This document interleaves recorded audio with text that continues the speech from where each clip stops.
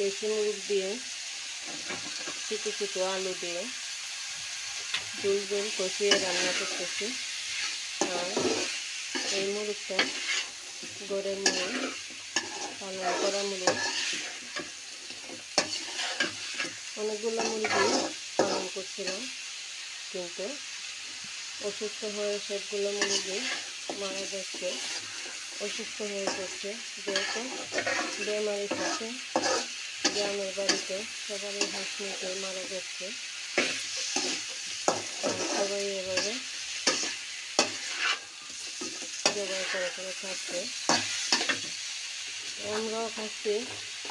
আরও অনেকগুলো মুরগি ছিল, আর এই মুরগিগুলো এরকম মারা যাচ্ছে। অনেক কষ্ট করে পালন করছি, তারপরে শেয়ার করে রাখছি। বিষয় যা হবার তা তো হবে।